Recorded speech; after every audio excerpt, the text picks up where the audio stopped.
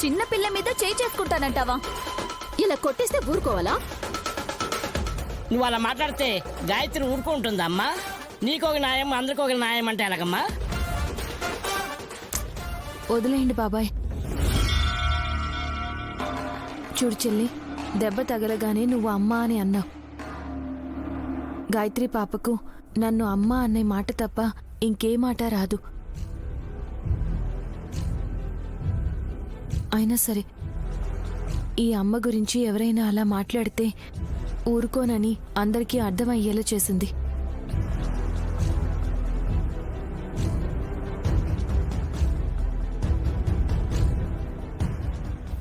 Excuse me అని చెప్పేసి బుర్ర బద్దలు కొడతారా ఏంటి? అది మీ నోటి దుర్సుని బట్టి ఉంటుంది రాజా. సరేలే, లక్కీగా సుమనకేం కాలేదు. అంతకన్నా అదృష్టం ఏంటంటే నైనికి కూడా ఇలాంటి గండం రాలేదు. హ్యాపీ కదక్కా? చాలా అంటే చాలా హ్యాపీ. నైనికొచ్చే కల ఏది నిజం కావడం లేదని హ్యాపీ.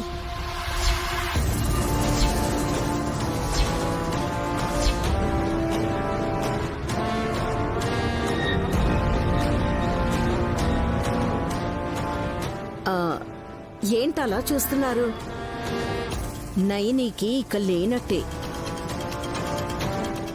విశాలాక్ష అమ్మవారు అందించిన దివ్య దృష్టి.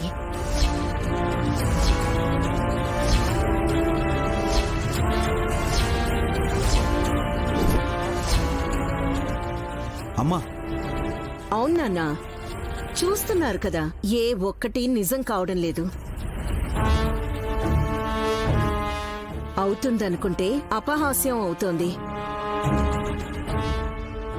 అసలు తనకు గండం వస్తే అలాంటి ముందు చూపు కనబడదని చెప్పినా వినకుండా మనల్ని వెర్రివాళ్ళం చేస్తుందంటే ఇంకా త్రినైని అన్న పేరుకు సార్థకత ఉందని నటిస్తూ ఉనికిని కాపాడుకునే ప్రయత్నం చేస్తున్నట్టే.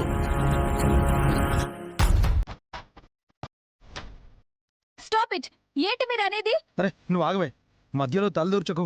అరే మమ్మీ చెప్పింది 100% నిజం. 2 వారాల నుంచి తను చెప్పింది ఏది జరగలేదు. జరగరాంది ఏదైనా జరిగింది అంటే గాయత్రి పాపే గాయత్రి పెద్దమ్మ అని తెలియడం.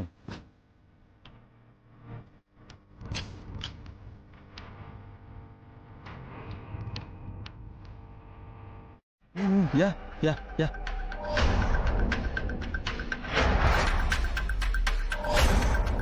మా ఆయన చెప్పేసి ఉంటే ఎప్పుడో మనకి తెలిసేదత్తయ్య.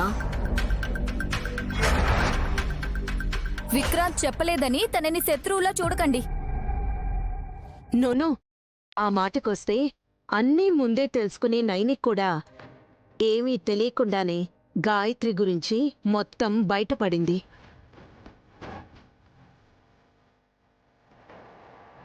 ఇప్పుడు కూడా నాకు గండం, నా ప్రాణాలకు ప్రమాదమని నైని చెప్తుంటే సుమన అన్నట్టు ఎవరికోసం ఇలా నాటకం ఆడాల్తాను? మీరెందుకు నా మాట నమ్మడం లేదు? నాకు అర్థం కావట్లేదు. చూడక, నీకు ఒంట్లో బాగోకపోతే మంచి డాక్టర్ దగ్గర చూయించుకో. అంతేకాని మా ముందుకు లంగావోని వేసుకుని వచ్చి చిన్నపిల్లలాగా నటించుకో. గాయత్రత్తయ్యే గాయత్రి పాప అని తెలిసినప్పటి నుంచి ఇలా ప్రవర్తిస్తున్నావో ఏమో. ఇది వెర్రి ఆనందమో నిజంగా పిచ్చో కూడా తెలియట్లేదు. ఊరుకోమ్మా, నువ్వు మళ్ళీ ఏదొచ్చి నీ నెత్తి మీద పడుతుందో.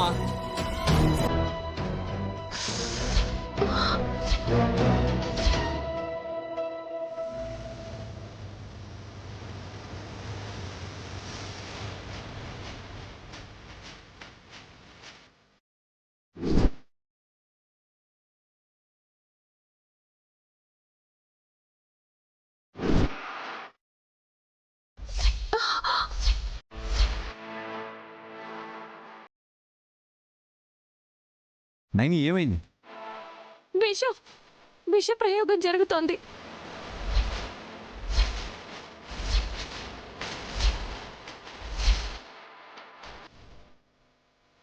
నేను కొనుక్కొని వచ్చిన చీర కట్టుకుని ఉన్నాను బాబుగారు. ఆ అమ్మవారి విగ్రహం ముందు నేల కొరిగిపోయాను.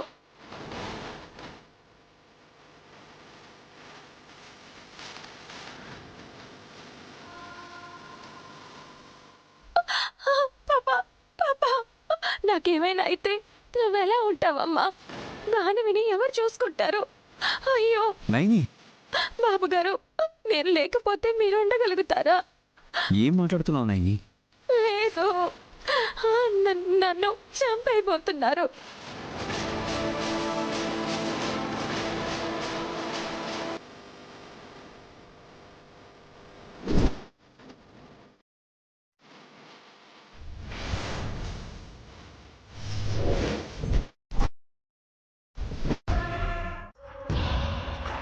అయితే నువ్వు ఏదో ప్లాన్ చేసి ఉండాలి. ఆ? చేసి తను అనుకున్నట్టుగానే ప్రాణాలు పోగొట్టుకుంది అని చెప్పాలని ఉంది వల్లభ. పూటకో మాట మారుస్తూ ఉంటే నువ్వు ఏం ప్లాన్ వేద్దాం అనుకుంటున్నావు? ఏదో ఒకటి చేసేసి తను చెప్పిన వాటిల్లో ఒక రకంగా నేల కొరిగింది అని చెప్దామంటావా? అలా చేస్తే మనం దొరికిపోతాం.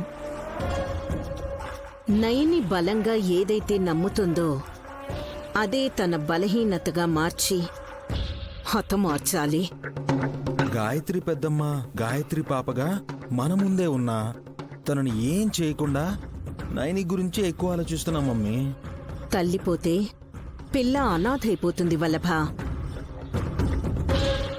సంటిదాన్ని సరిగ్గా సాకకపోయినా కనుమరుగైపోతుంది.